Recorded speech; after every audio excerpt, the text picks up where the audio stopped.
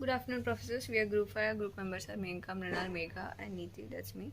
Our topic is food security and social policy. Should we worry about the hunger index? Now, GHI has ranked India 101 out of 116 countries, which indicates very high level of hunger and low nutritional levels among the population. Basic definition of food security focuses on the aspects of availability, access, utilization, and stability of food. So, in our policy discussion, we will look into the basics of the existing food security policy, the major reasons for lower hunger index ranking, how COVID pandemic has pushed people into more towards hunger and poverty. Our policy will thus encompass all the above dimensions in tackling the current issue. Right to food is a human right. In our constitution, it is indirectly mentioned in Article 21, that is right to life and personal liberty. The National Food Security Act came in force on 10 September 2013 under the Ministry of Consumer Affairs and Public Distribution. This act brought changes in approach, that is from welfare to right-based approach. In right-based approach, the government is accountable and responsible for the food insecurity in the country.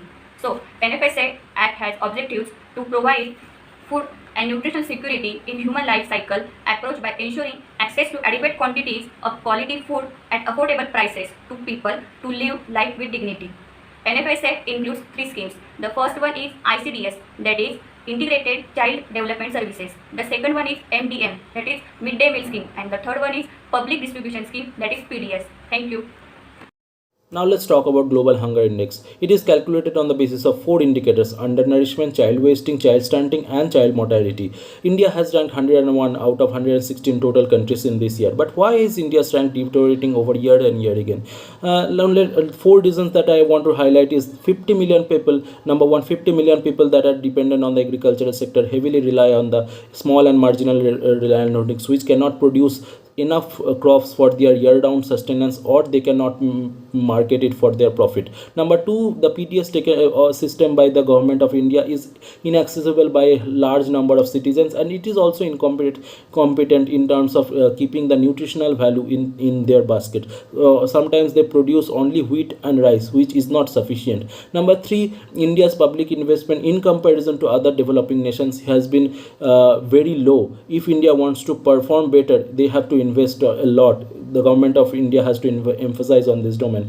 Number four, the regional disparities and the political incontinuity of various state governments has also contributed for this deterioration. Who are at these stakes? Various studies have found out that the women are taught in this patriarchal structure that in terms of food crisis and scarcity, they should eat, they should eat the leftover of the family, or they should fast. So in this regard, this as a result, women have been at the receiving point mostly. In response to the COVID-19 issue in 2020, India imposed one of the world's toughest nationwide curfews. It resulted in the layoff of millions of employees and a substantial drop in wages for those who remained working in some capacity. The economic crisis lasted long after the national lockdown due to the fall of purchasing power and continuing limitations in numerous regions. Furthermore, public services, especially nutrition-related services, were severely disrupted. Midday meals in particular were suspended as schools and Anganwadis were shuttered in most states for a significant portion of 2020. Severe job and income losses in 2020 resulted in an increase in food insecurity. Various assessments show that there was an acute food insecurity during the countrywide lockdown. Even the most conservative estimate implies that a considerable percentage of households, that is 26%, were eating less than normal at that time.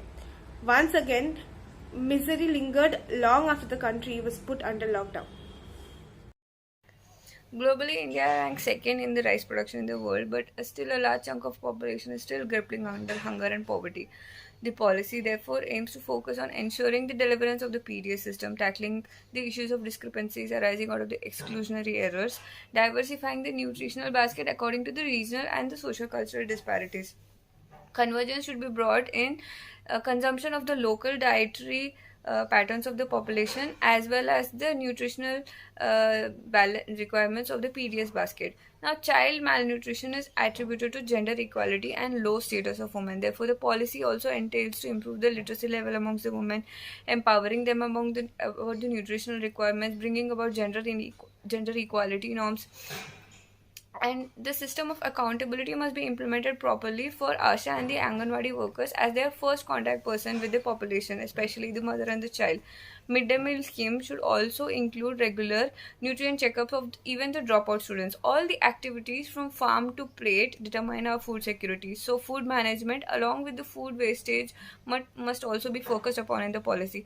The policy entails to set up low cost food centers in high risk areas of poverty as well as lower nutritional values. So, in conclusion, a right based approach should be followed where people are the center of the policy, which is also directed at achieving long term goals by improving the income levels of the population, redistribution policies of wealth and land, and expanding the nutritional diet patterns of the population through the PDS system. Collaboration of all the stakeholders of civil society organization, government, people will help India tackle the issue of hunger and poverty and therefore help us in improving our rankings in the GHI. Therefore, here ends our discussion about poverty and hunger and how do we tackle the GHI rankings.